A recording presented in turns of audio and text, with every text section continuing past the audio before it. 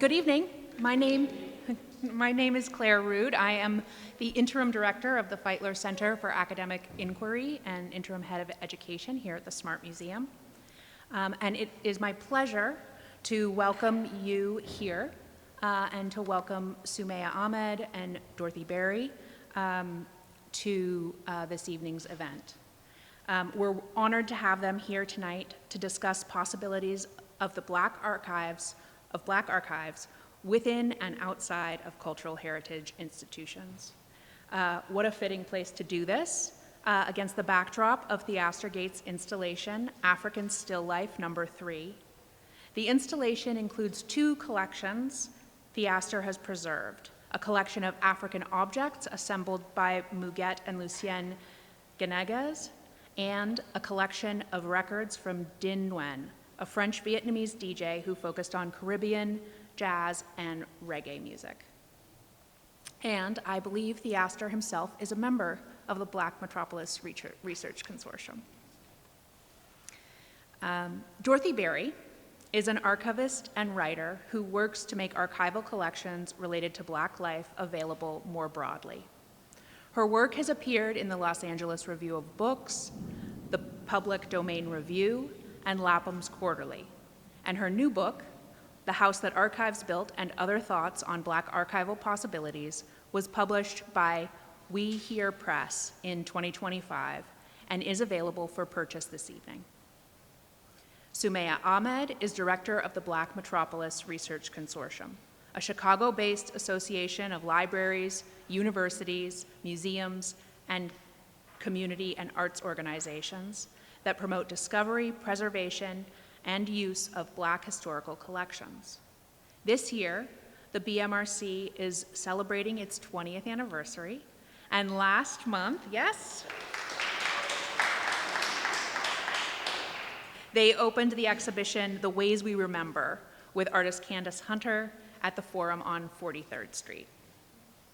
Following Dorothy and Sumayya's conversation, there will be time for Q&A and light refreshments right over there. Please join me in welcoming Dorothy Berry and Sumayya Ahmed.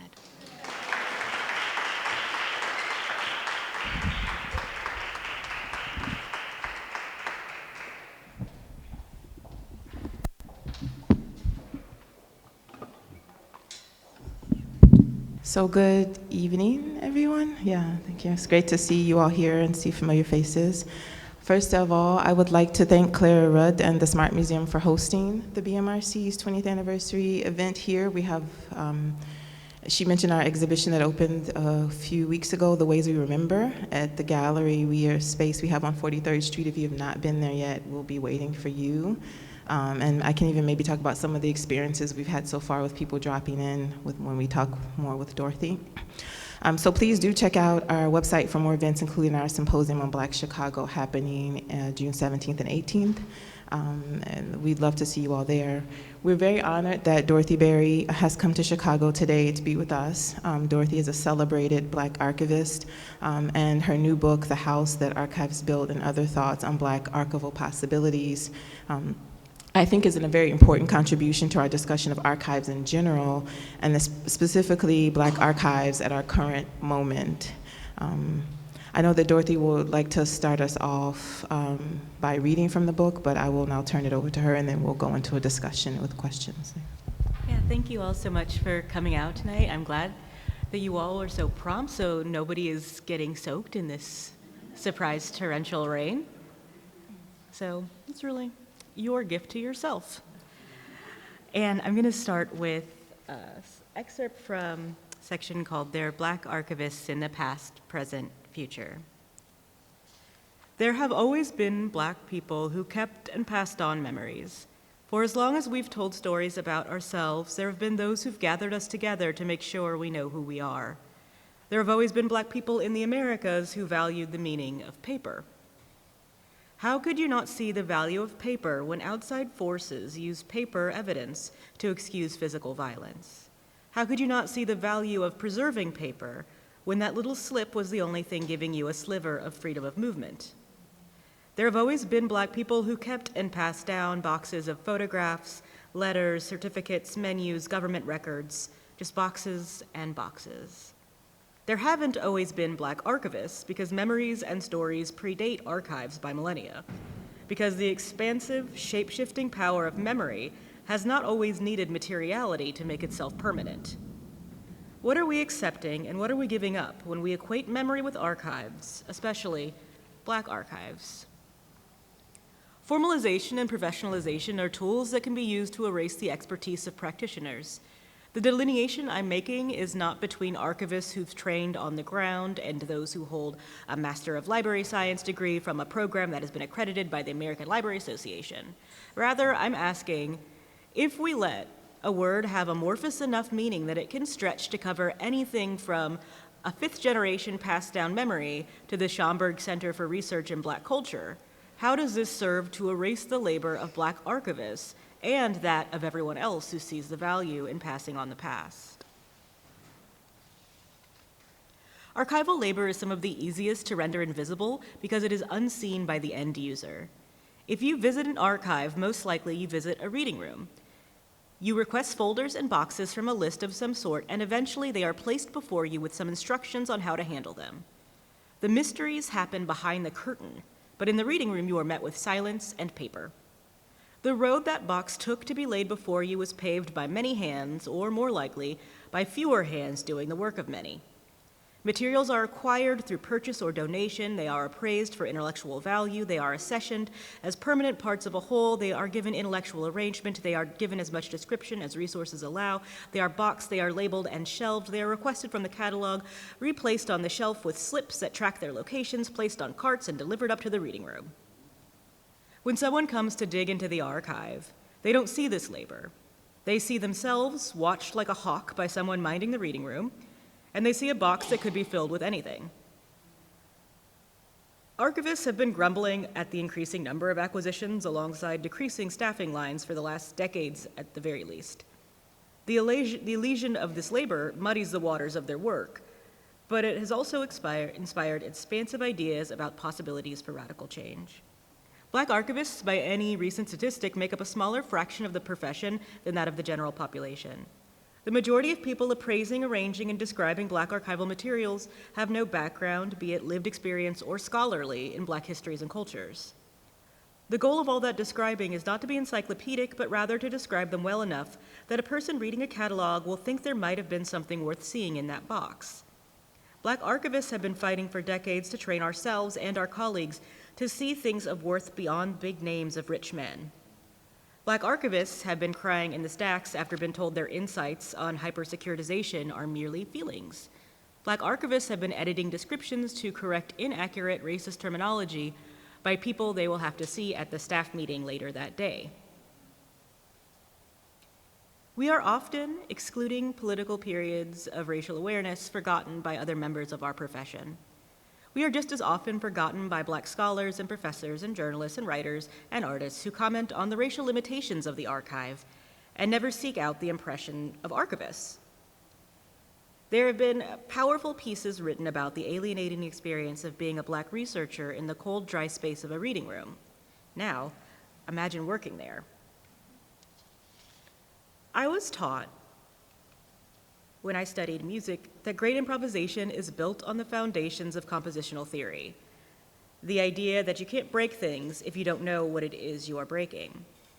I've sat in rooms where someone lectured on radically reimagining archives while describing practices that are already industry standard. There's often a particular appeal to the professional audience of primarily white archivists in hearing a person of color proudly rewrite archives, arguing that there is radicalism in interchanging memory and archive, positing that we can dismantle the imperial, colonial, classification-dependent archive by expanding our definition of archives to include a wide range of receptacles, memories embodied and past imagined. Memory, however, does not function as an acid-free archival box inside of one's mind and body, waiting for the right opportunity to call for a particular folder and unveil a specific story stored within. Broadly and traditionally, archives are repositories that attempt to hold material evidence that is fixed in moments of time. There is always a world of missing context, and without that context, the most revealing piece of paper in an archive can be declawed. Primary sources must be pieced together. in bulk to begin to tell a story and make an argument. That argument is dependent on the fixed nature of that evidence, although one hopes the interpretation is more elastic. Memory doesn't function like an archive, but humans have long used metaphors of static technology to try and understand our minds. Memory is like a wax tablet, a file cabinet, a computer hard drive. These are technologies we understand, which makes us believe we understand our minds, too. Human memory is infinitely more complex than any of these storage devices. Memories can be reframed, remolded with each recall. They are associative. They are organized not by subject headings, but by complicated mixtures of feeling, relevance, and personal importance. A human memory is infinitely more dynamic than any archive imaginable, but it's also more easily destroyed. In the world of digital archives, one of the first acronyms you're taught is LOCKS. Lots of copies keep stuff safe. This concept functions differently in memory than in an archive. When my dad was really young, his grandpa Jack's friend took him for a walk in the woods. They looked out into a pasture where far off in the distance were some draft ponies. This friend of my dad's grandpa told my dad that those were bears, bears who loved to eat little boys. When my dad got home, he was crying up a storm, and after my grandma Wanda tore the proverbial strip off that old man's hide, she painted a mural in the room where my dad and his brother slept of a black cowboy whipping a lasso in the air, just about to tie up any encroaching bears. My dad was comforted, knowing that he could sleep easily because the cowboy would take care of any bears that snuck in. I keep a copy of this story in my memory because my dad told it to me once. There are details in my memory of his telling that aren't really clear. There are other details that he might have told differently if I had asked him to repeat it. There are elements that do not make a ton of sense, like, did this all happen in one day? Did she have a bunch of paint lying around? Why did my dad not recognize ponies? He lived on a farm. But now my dad has passed away, and they can never be clarified. I do not have in my memory a copy of Dad's story. I have my own memory of him telling me this story. Now you have a memory of hearing me tell this story, but how likely are you to remember it? He remembered it vividly because it illustrated his mother's love and creativity. I remember his telling fairly strongly because it illustrated his love for her and gave me a peek into his childhood. You might remember it as a reference for how I just conceptualized memory, or you might remember that I told a story my father told me in order to make a point, or you might just remember the little bears and ponies joke. The copies and originals in archives have a singular nature that pales in comparison to living memory, but that also gives us the only access available, albeit limited, to some portion of history that is beyond living memory. I have received history of how my great-great-great-grandmother interacted with her enslaver, but I have no access to how she actually felt, or if she would recognize herself in my telling. The privileged nature of fixing your status, opinions, rights, and agreements on paper that can be stored and accessed long after you've gone has led to the accepted truth that the contents of an archive will, by their nature, exclude everyone who either didn't have access to materials or schooling necessary to write it down. This is referred to as an archival silence or as gaps in the archival record. It's sometimes presented as the core reason we might need to expand archives to not just be spaces where these papers live, but also to anything else that can possibly carry information forward. What I question, especially when thinking about Black archives and the histories of Black people, is why we decided to accept the argument that archives represent the ultimate mode of history keeping. Thank you.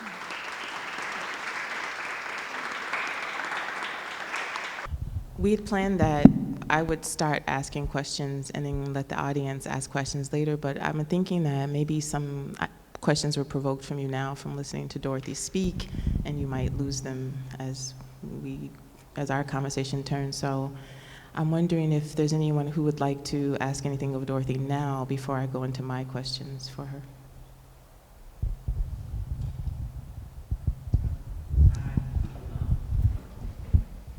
Hi, my name is Maggie, and I'm a non-professional archivist.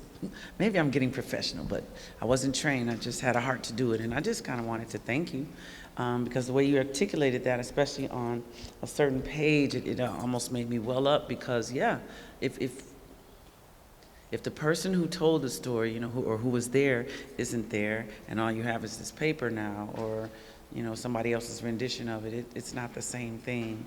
And then how do you even get that humanness from if all you get exposed to is something on paper that comes in a file folder inside of a box?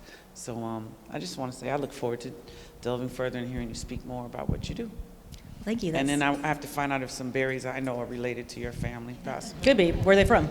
Well, they're Chicagoans in this case, but I don't know if that's where they originated, but they worked with my family. We can investigate this. Yep. I'm going to be quiet for a little bit longer in case it's the teacher and me, someone will come. But you still can hold it. If you can hold it, write it down, keep it, store it. We'll get back to it. So thank you so much, Dorothy. I have a few questions for you, and I don't know which one to start with, but this idea of archives or archivists, Black archives or Black archivists. And so you mentioned a lot about Black archivists in the book and how we forget about their presence when all of the discussions that are had both in academia and outside of academia and online about archives, but very few discussions about archivists and definitely not Black archivists. I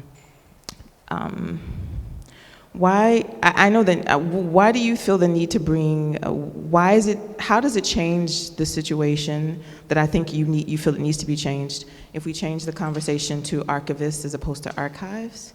And then I do want some kind of practical advice from you because I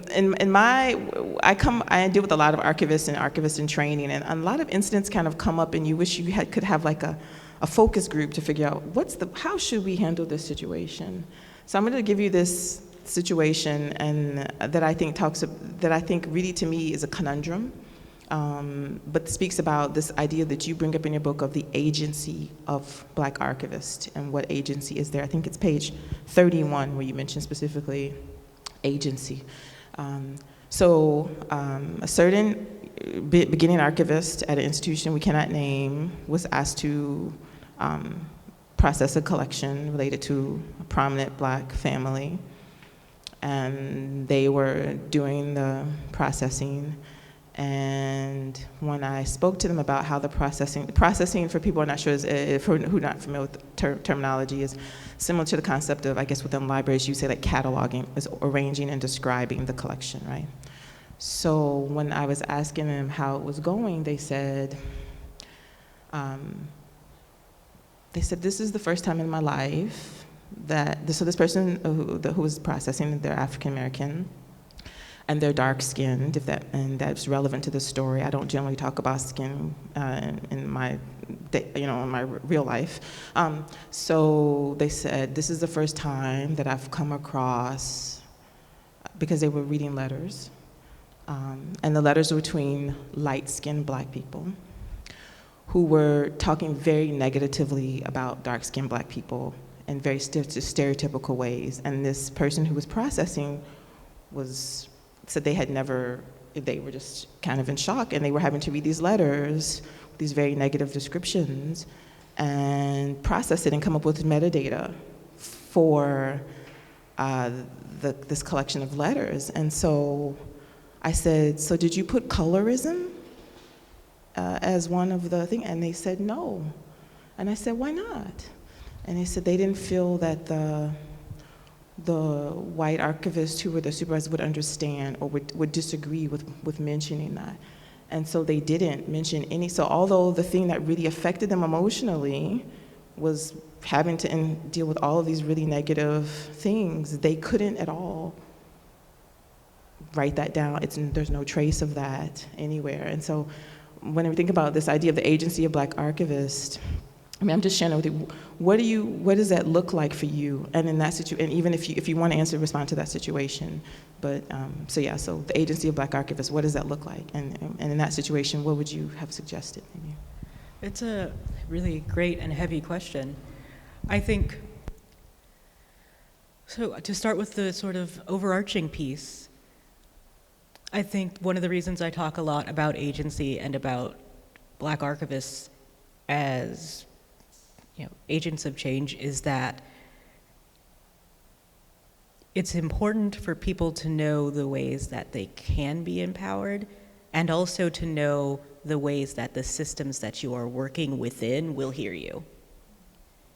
And that's really something that I think resonates with me when I think of this situation. Because there is the issue of that's really emotionally damaging and hurtful, and that makes their work harder, makes the work day longer. Often when I've known in advance someone under me is needing to work on a collection that could be upsetting for a variety of reasons, I might say, only do this work for an hour at a time.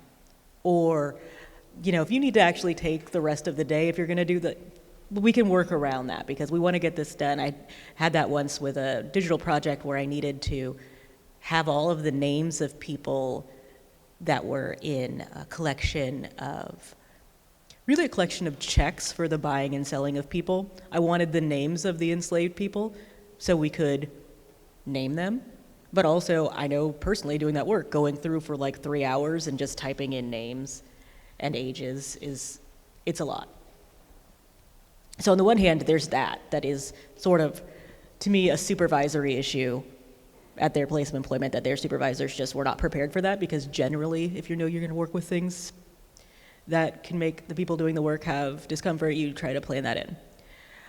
On the other hand, when I think of if I were to advise a student like that, first thing I would say is like, isn't this a weird thing for me to advise you on?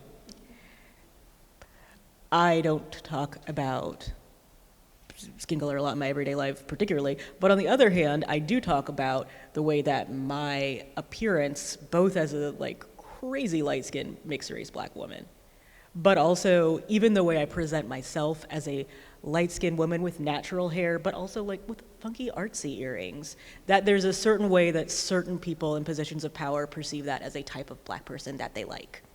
And I know that. And that's part of why sometimes I will say things in writing or publicly that are more polemical than some other folks might say, because I know that I can also get away with it. And I also know that sometimes that's stuff that other people want to say, but I'm not going to cite them because I'm not trying to get them in that's all in the mix. So when I think about this student, my note would be what's difficult is that they have both all their responses are valid, their emotional response. But then the answer to why would I say you should be able to put colorism as a descriptor, or even put it in the notes that say a lot of these letters, this is what the content is, which is a super common way you would describe something in an archive of some of these letters talk about business dealings, some talk about this. I would say if I'm talking to a supervisor, let's just presume this is a white supervisor who is indifferent to these issues. I would say this is important for researchers because this is a topic that gets heavy research, as we can see in recent journals and publications, and it can be hard for researchers to find that information. So that's just why we do subject. It's just practical works. I have no emotion about it, it's just facts. And if they push back on that, it's which is incredibly hard because you want to be I'm telling you this matters. In this one, you gotta trust me, it matters. But on the other hand, a lot of stuff that matters emotionally also is factually provable. That is a thing researchers are wanting to know. It can be difficult to find interpersonal writings that could maybe really bolster a point you have about class and colorism at a particular era amongst a particular people. That's just research. That's why we do subject headings. And it takes a certain disconnection from yourself that can be really difficult because you shouldn't have to do that. But I think that that's a dual role that people of various identities have to take on in certain institutions in order to actually do the work that they know needs to be done.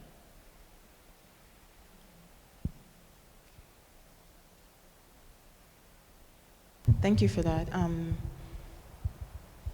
So in 2020, I think, because 2020 is, I'm sure, is a blur for a lot of us, but in 2020, you were a part of a lot of online seminar, webinar things. And in one of them, you said, obviously this is not verbatim, but this is what is in my mind.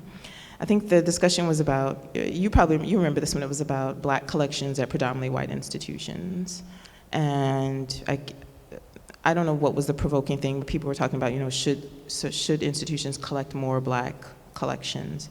And you said, this is what I remember, tell me what you remember.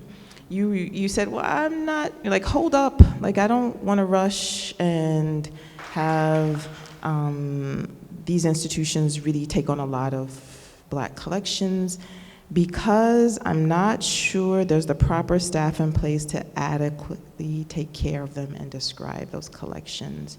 So I don't think we want to rush to have them there. Does that sound familiar? It sounds like a thing I would say. I do not remember the particular, I'll be honest, don't remember that particularly, but I've said that multiple times in my life. Okay. So I'm with you. So the thing about that is that, but there are still all these Black collections. So that has stuck with me, obviously. And I think about it often in my position now because I'm exposed to a lot of Black collections that need a place to live. And I'm exposed daily to the fact that we do not have a very strong, predominantly Black archives to take those in. And so my question to you is, what do we do in that situation? And how do you think about this, and what's the workaround, or what's the compromise?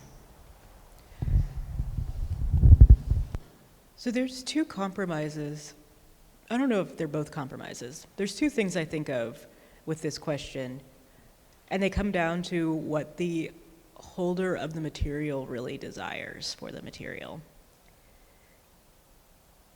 If the desire is, this stays within my community, family, people can see this, there's a certain extent to which I feel like, yeah, keep it at home. And that's not the best preservation and long-term public descriptive method. And that's okay, because things don't have to be the best.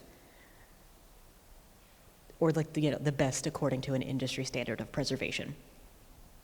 On the other hand, I think that this goes back to some of the concepts of agency, and especially when I say it, I think of wanting to tell people how other patrons at archives and libraries approach their own collections and approach people in positions of power within those institutions that I would like Black people to know that you could also take on.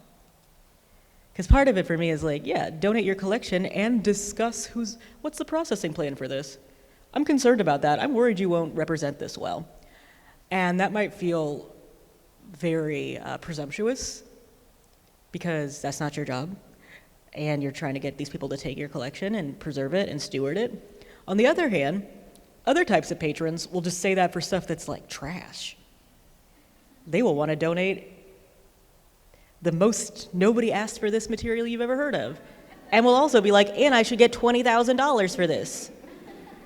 People send in notes all the time to archivists that are like, I was looking through this collection and I believe all of these papers are out of order. I changed all of the order, but also you guys are wrong. That's so common. And I've had people come up to me and say, I was looking in this collection and I noticed that they had this photograph and my mom is in it. And she's next to Angela Davis, but it says that it's Kathleen Cleaver and Angela Davis, but that's my mom. What should I do? You should tell them because they're wrong. You probably know who your mom is. And this is straightforward.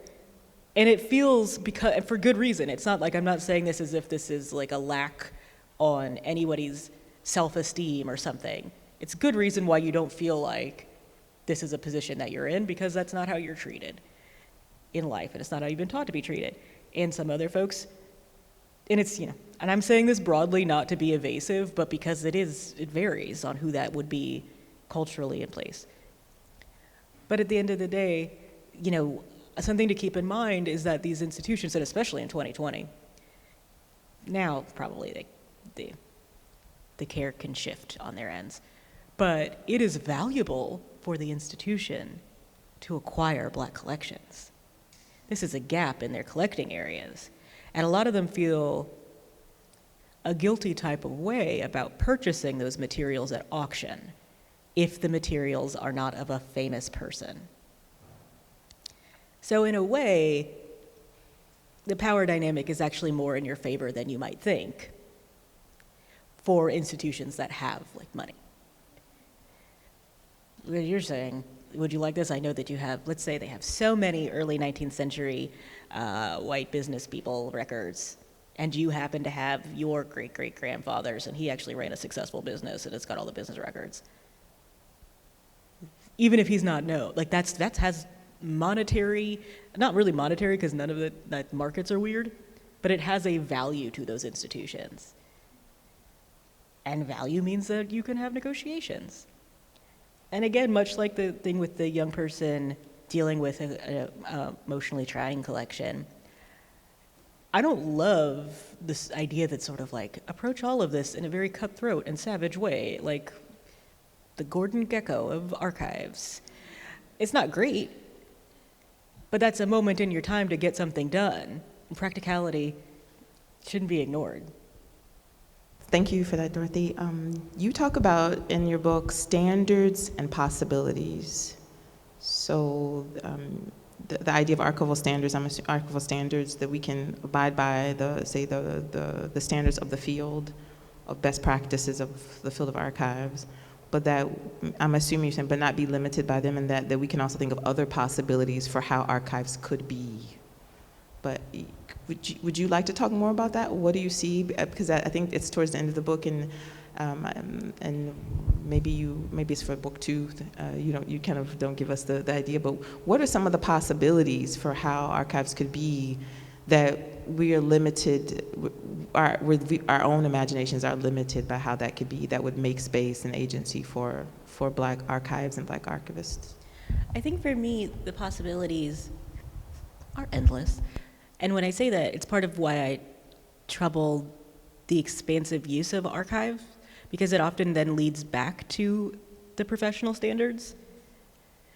Because people are like, oh, we want to establish this community archive and we want to do it the right way, so we want to do it with these professional standards. And that's good for some things, like, yeah, don't put all of the photos in plastic.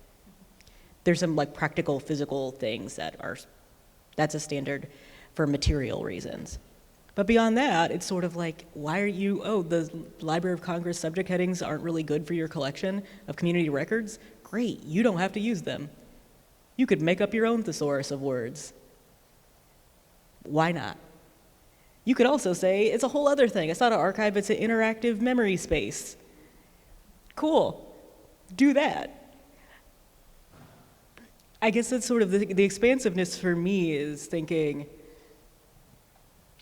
here, there is a thing that is archives, and I think there is value to the ways that it's structured, and I think there are types of records that function really well in those contexts. And I also think if you were like, I have all these photos, I don't know who they are, and I want to wallpaper this room in them, and people can come in and then explore the place, and everybody has to leave one page of writing and respond. Do an art, Like, I think that's one of the ways I really think about expansion of saying, yeah, it's a cool thing. But also, your creativity is not limited by the particular thing that is stewardship and preservation for long-term access for research.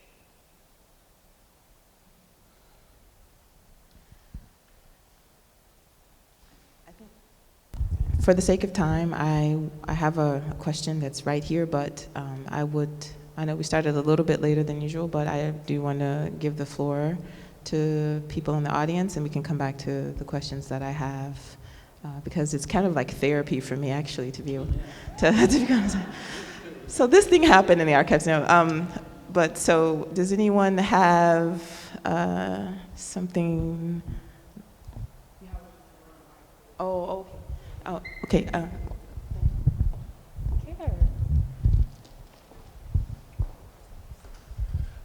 Hi, my name's Care. I'm an archivist at a predominantly Black institution. I'm an iconoclast by nature. I did my master's at a predominantly white institution, currently doing my PhD at a predominantly white institution. And I was wondering what suggestions you would have for those of us who are somewhat institutionalists, and for how to, for example, at my master's school, I really learned a lot from an internship with a collection that's non-mainstream political and social movements, started by anarchists in the 1890s, and how can I help provide those kinds of experiences for students where I'm currently working when we don't have nearly the resources that that predominantly white institution did. I mean, that's always one of those things of sort of, where do you want to donate your collection? Well, part of me wants it to be at an HBCU or at a non-Spellhouse HBCU, so people can get access to it locally. But also, I would like it to be at a place that has the finances to steward it for a very long time and has, you know, cold storage, and those don't often align. And that can be difficult for folks. I think you just gotta, in one sense, thinking of the 1890s anarchists, you just gotta do what you can. You gotta grow where you're planted. So, you have limited resources. What can you actually manage? And I think doing those comparisons, what's that? Is a comparison is the theft of joy? Is that a thing people say? I think it is. I don't think I just made that up. But you can't, I mean, obviously, it's like, oh, they can pay an intern this much money and also credits, and you can't do that.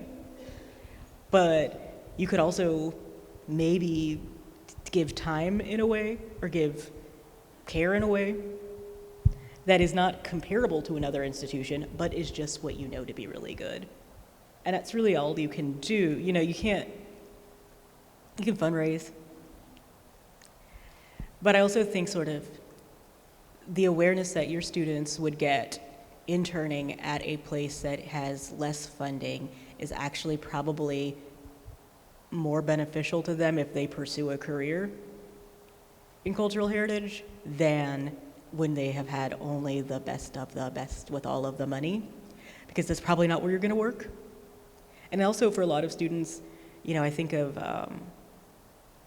really great library school programs that have more radical curricula, like UCLA. And those students have, I know so many genius students from there, and they have great resources, and they all do really cool radical stuff. And sometimes it does feel to me like, yeah, but like, where are you gonna work?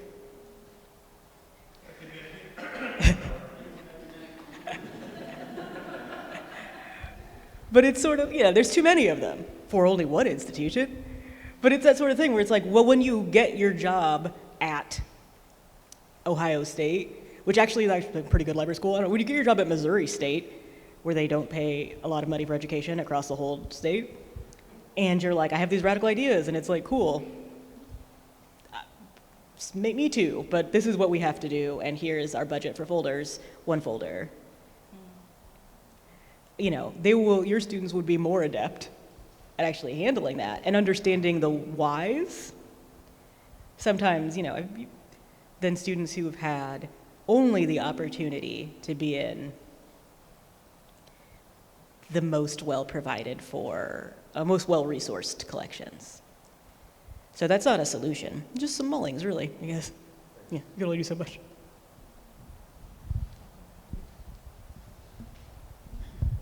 Hello. Oh, that's loud. So I have been chatting with some folks on the East Coast, and I've been learning about, one person who's a museum worker, a colleague, told me that they went to a museum and there was a section with objects that was literally called Objects Embodying Power. And only some people were allowed to handle them at certain times, like for example, if they weren't on their cycle. Another time I learned from some indigenous elders who were doing repatriation work around the NAGPRA law, and they were laying out rules. And it made me think a lot about accessibility, how often so many people have access to cultural artifacts related to Africa and people of African descent that might not have the knowledge. Have you encountered like an institution or an archive that has laid out very strict rules around handling and access and legibility that really blew you away? Yeah, I think this is something that comes up with African American collections specifically a lot, because there isn't a legal or really a cultural structure that maps onto those sorts of restrictions in the way that it does for various First Nations and Native American and other indigenous peoples. Which is not to say that there are not sacred things within African American. That's not that. But when they're going to look at a collection and they say only somebody can look at this if they're this enrolled in the tribe and they're of a certain age and they do this, that's based on it's really based on both morals but also the institution interacting with a nation. The institution interacting with an established state. Because maybe someone could say, our collection has a didgeridoo and traditionally women are not allowed to play didgeridoos, you're not allowed to touch them. Well, we have this Australian instrument. There are also indigenous Australian women who maybe say, I think we should be able to now, or something. But that's not how those discussions go across. And so I think for African American collections, I can't think of any collection that I know of that has something that they are aware is a closed practice that they have open. No, I don't know of a hoodoo collection that's open. I don't know of a hoodoo collection at an institutional archive, period. I mean, there's probably things within the archives that they don't know, but I have seen colleagues who have sort of worked up different ways of how this could be labeled. So there's something called these indigenous culture models that some collections will do across things to say, to have visual markers that would tell you, oh, this is for enrolled members, this is for this is for that. And I have a colleague who once, for a project, this didn't get implemented widespread anywhere, but a project tried to develop similar modes for cultures that don't have that much specificity or that much official rulings. But those sorts of concepts of rules they're very complicated to actually implement because cultural practices are so broad. I think of this a lot in museum contexts when I see, just personally, when I see a Byzantine icon at a museum, that's weird to me because I'm Orthodox and icons are on your wall and you have practice with them and they're not art. But I also appreciate, if I wasn't Orthodox, this is beautiful art. You should learn about these interesting cultures of the world. Also, if I was Orthodox and just had a different vibe about how they're not liturgical art, maybe I would feel differently. But it's weird to me to see an Ethiopian icon or to see a Byzantine icon, because I think, well, where'd they get that from? Maybe they bought it, but nobody likes to, you're not really selling that for fun. Those are sorts of things, But I couldn't say there's not a rule in that way. And I think that sometimes that comes up with archival materials, even something as simple as these people's personal letters we were talking about earlier, where they are writing in their letters about their distaste for dark-skinned people. That's terrible. And I'm not against them being publicly known that that's how they were talking about people. I am sure people in their families and people that had those letters, if they could read them, they might say, that was a bad day and I didn't know that would ever be public. Which is different. I mean, that's different than your initial question. That was a tangent. But I do think that I haven't seen it done the way you're talking about for African American collections. I think even African diasporic, I've seen it more. If it's particular, if I can say this is a tradition, this is candomblé, and this part of it is not for everybody. I think that partially because there's maybe less broad understanding of African retentions and closed religious practices. But also that, then we just kind of get to that space of, well, what actually is private here, or what this one person thinks should be private, what's this? Because a lot of times when institutions are able to implement some sorts of controls and restrictions, it's because there are really established rules from someone they can position as an authority. Hey, how's it going? I was wondering if you could speak a little more to the funding of community-based archives and the sacrifices that non-institutional archives have when they sort of seek out funding to expand their work, but then are expected to adhere to some of these standards that you're talking about. I know in Chicago, there's a lot of really amazing community-based archives. I'm thinking Midwest Rave Culture Archive that has a lot of cultural capital, but as they sort of seek out city funding or federal funding or national funding to support infrastructure building, they're also really expected to not be creative in how they put together their thesaurus and not be creative in the ways in which finding aids are put together, et cetera. So yeah, what advice would you have to sort of balance out that tension and those sacrifices when there's real funding opportunity, but it may also come with that sort of sacrifice? Yeah, I would say two things on that. My first thought is to remember, and not specifically to that collection, but for all of us, always, in all contexts of life, that not all money is good money. So if they can give you a lot of money for infrastructure, but it is super prescribed to doing work that is both not the priority maybe of the institution or is being prescribed to be done in a way that isn't the ethos of the institution, maybe that's not the money, which is very hard to say because money is scarce. And usually if you get a grant for one thing, you could maybe use some of that money to also keep the lights on. Another thing I would say is that from my experience, I would really recommend places seek out allyship with folks who are experts at the technical parts of archives, because they can be really good at helping you figure out what is a workaround that's still within the lines. For almost everything I've done that I was like, I'm gonna do this in a very different way, I'm gonna do this creatively, I also will check in with, I have personally one really good friend colleague, and I'll be like, this is what I want to name this collection, and I want to do it this way. And she'll say, yeah, I mean, you can't have that word there, and you want to switch this around, and also do this way. And then it will be compliant with describing archives, a content standard.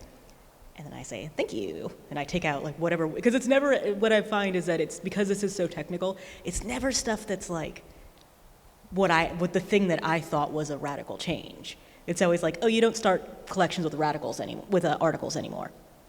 It's not the collection. Wow, we just say collect. Okay, I didn't know that. Great, I'll take it out. And I think that sort of thing, which is, so that's work that can be difficult. But I have found that also, sometimes people that are really in the weeds on that technical stuff, it's the same with when you're trying to get that money. You want someone who really understands how government structures work and how they want the grant structured. The same thing of like, you won't let me be creative with the finding aid. What do we mean by that? Do you mean that you need a description that meets SAA, the Society of American Archivists descriptive standards? Those standards are actually pretty open as long as you have a few things that are done.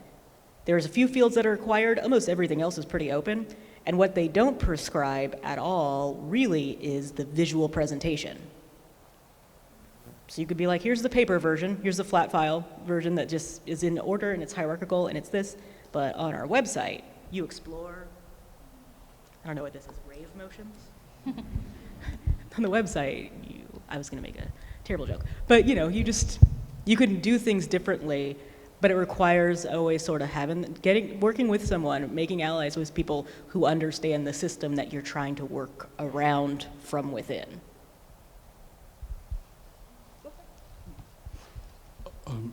My name's Ed Roberson. I understand that this is for professional archivists, but the question I'm going to ask, from a couple of things is from the people who you collect. I'm 80-some years old, but in the last 15 years, and I've worked with a lot of different artists, in the last 15 years, 3 of us have had our works collected, and it's been a different experience for each of us. One of the things that you said, the ability of the institution to be able to handle different materials. When my archive was purchased, they were only able to take certain things, which was a total surprise. I knew nothing about collecting. I didn't even know whether they wanted notes, papers, That is not something that goes through the Black community. You throw stuff out and you have no idea what's gone. And I think one of the things that needs to happen from archivists is they need to talk to people who are in the field, who are working, what they're doing, what they need to keep, what they need to hold on to, and how. None of that ever hit any of us. The three of us, none of that ever hit any of us. We had no idea. When people came into our apartments, we had no idea, what was going out. The boxes went out, we had no idea, because we knew nothing about it, you see. So my situation was they could only take paper materials, things like the photographs, the paintings, none of that was, and that has to be put in the contract. You don't know the difference. You don't know what's going to be saved and and where and in what kind of. So I think one of the things that archivists need to do is talk to the artists themselves who are in practice and let them know what part of their practice actually works towards keeping an archive. We had no idea. All right, that's one thing. The second thing is that amongst the three of us, seeing 50 boxes go out of your apartment loaded on a truck is like dying. So I stand in the middle of the street and cry. But what happens afterward, and archivists need to explain that to folks, that this is going out of your apartment, but this is your life, and your life is going to change after that. See, so the education to the people you're farming or getting from, the education to what happens to them needs to be in consideration also. After that hunk of my archive was gone, and the other two guys, the same thing. It changed their idea about what they had to do for the rest of their lives. And one of the things is that now you begin to look at what you should not have thrown out. Now you begin to try to go back. So taking care of what you're doing, and then how to go back and collect the history, not what you're doing now, but how to go back and retrieve it. Which garage, whether it's in your mama's or your brother's place, how to go back and find that stuff and what to do with it. That's another thing, because it changes your life. And the other thing that's happened to some of us is that we've noticed that we were not in it by ourselves. I mean, we had other friends who were, artists or those connections, people who, like for instance, Thad Mosley knew August Wilson, knew, but that history is not connected. That's connected in, hey, I remember August, or yeah, where's Jerry now? But the archivists need to explain to people in practice, in the communities, what their connections are. I heard someone talk about Mary Lou Williams. She was meticulous about her affairs.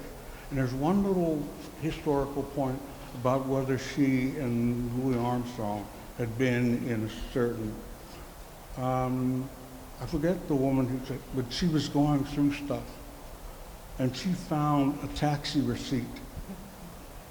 And it was, the taxi receipt said, oh yeah, they were both in it. So that whole hunk of history is cleared up by a taxi receipt. So, all of a sudden, I heard that story years ago, And all of a sudden, you know, when those boxes go down the chute, oh my God, what did I miss? You know? So we need to talk to each other about how we're doing this stuff. You know, I mean, Yeah. No, those are all really, they're important things both for archivists to hear, and I want to credit that there are a lot of colleagues I have now across the country that are doing work specifically with artists about building their archives. I know people doing, I think Zaki Collier has been doing some workshops around this specifically, but this work of working with archivists now. Maybe more also specifically could be done working with elder artists, because I think a lot of it's been working with younger folks to sort of be working, building this up. But it also goes to the other thing of when I said earlier, you know, these collections have value, and part of value with donor relations is that they don't start when you come pick things up and they don't end when you take things away. So the great stories, these connections that you're saying exist, you know, are in these collections, that's the sort of thing that also somebody somebody received your donated collection, these conversations continue. And that's a lot of the work of whoever does acquisitions at institutions is relationship building and relationship maintenance. And sometimes that doesn't, for various reasons, get to go across as long, but I think those were all really key points to keep in mind for anybody here who's working with donors and working around collections. Because especially as we try to reach out to folks who potentially weren't collected from in other times, the sort of assumptions about what's known, assumptions about levels of levels of respect you might feel for that donor that you assume are known, if you're not articulating them, they might not be getting across. I think we're at time. So. Can I just add something? Thank you so much for sharing that. So I'd be remiss if I didn't say that the Black Metropolis Research Consortium, we actually have a grant from the Gaylord and Dorothy Dowling Foundation and the Terra Foundation for American Art to support a Black visual arts researcher, and part of that work is to reach out to artists and to talk about archiving. So we do have someone on staff right now who's, for instance, recently done a webinar about like intro to archives to understand the use of archives, but also some of that programming would also be about thinking, hopefully helping artists think about this thing about donating their collections. And we do have something that was developed by grants, a previous grant from the Mellon Foundation, or resources on our website, and a brochure about thinking about taking care of your own collection. And that's something that we do have produced. It's called Legacy Management, where we kind of walk people through how to take care of things. So that's available on our website. We also sometimes bring it out to events, but we didn't bring it today. But we have actually thought about this and try to have people think about what's important to you versus what might be important to an institution. So this is something that we have been thinking about and working on, but it is a very difficult situation that in my position I get to see over and over again, this situation of the donation and the emotional aspect of people having to let go of. I feel like sometimes it's like giving a child up. I feel like I have to, so it is a very emotional thing, but thank you for sharing that. Oh, there's two. It's not the same one.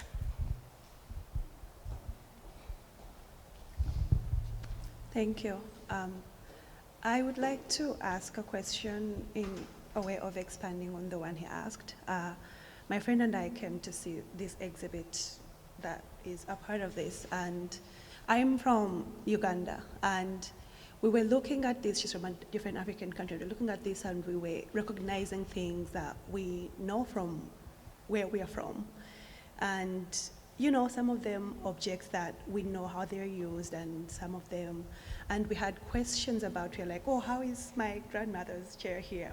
You know, it's not obviously, but like, we began to get into how we view these objects at home and how they are being shown here, and in a way that's very much out of context.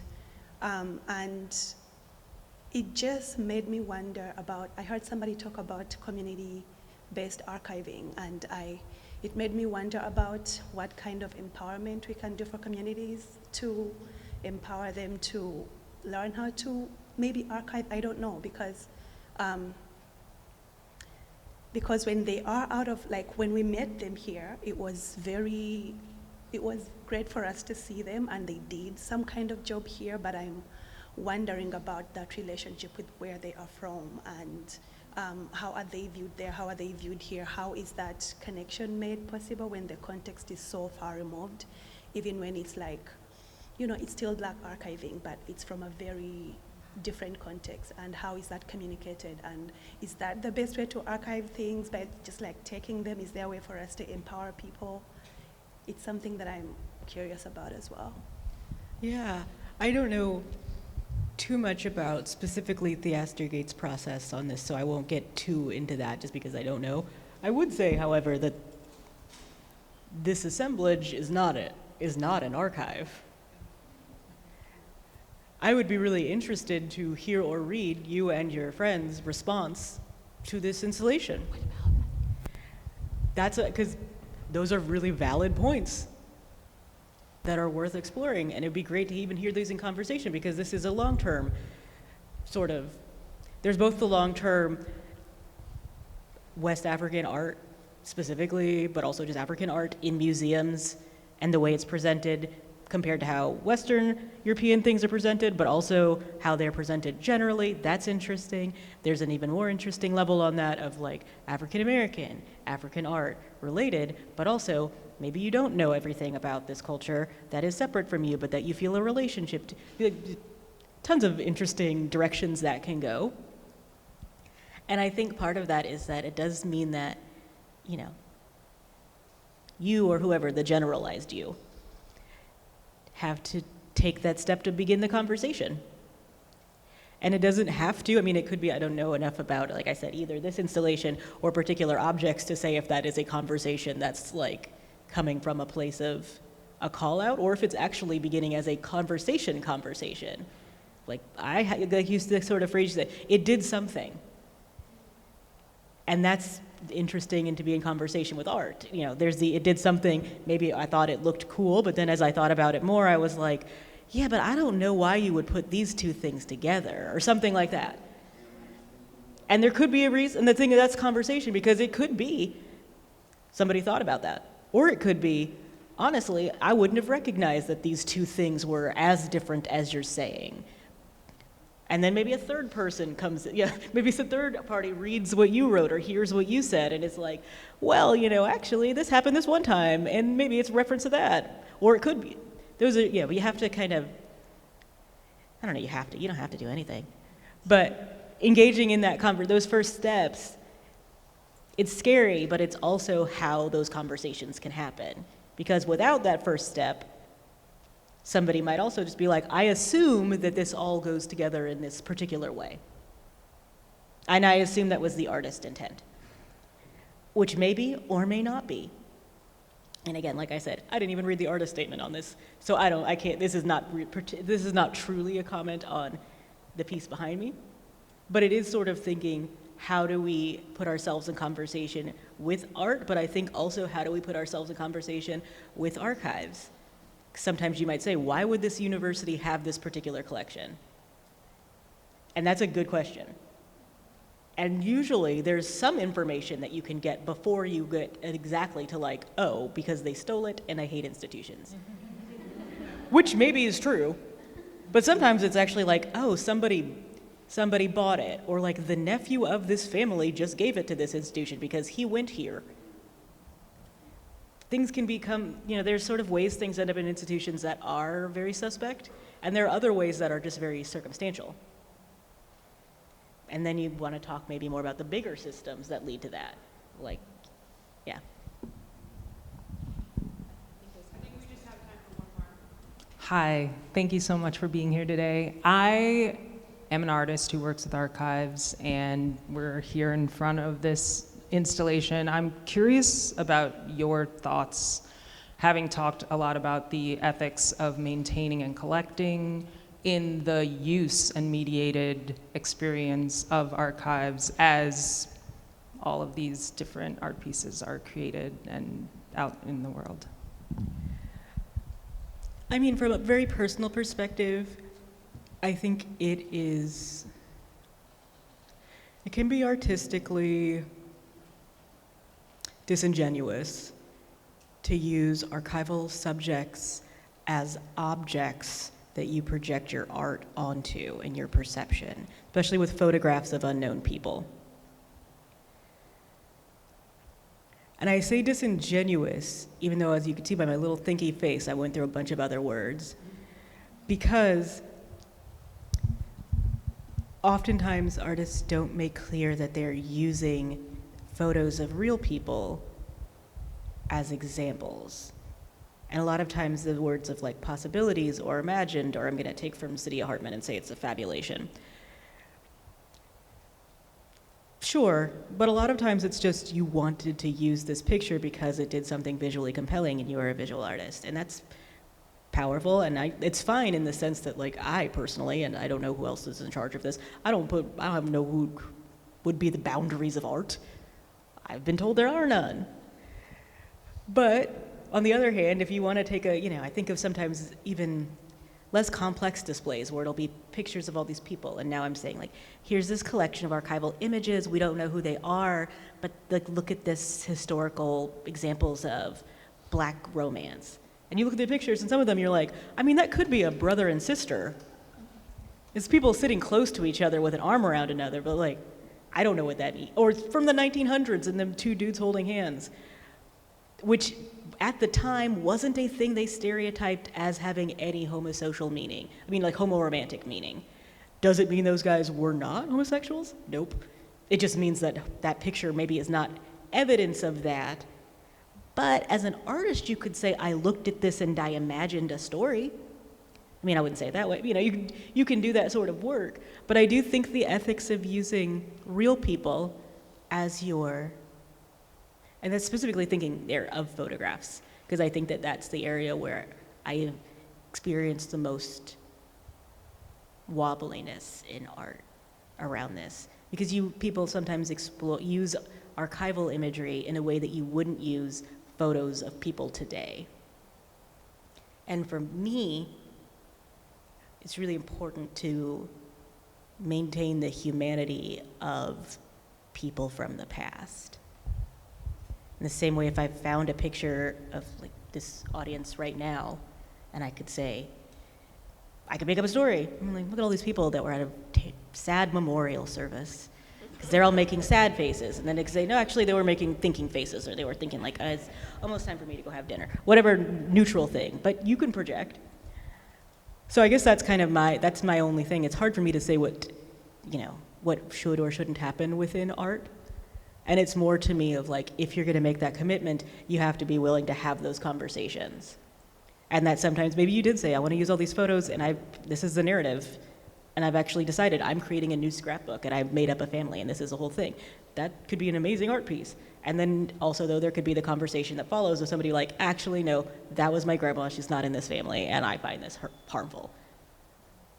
And people, maybe your art harms someone. That's actually not necessarily bad, but yeah. So for artists, just think about what you're doing.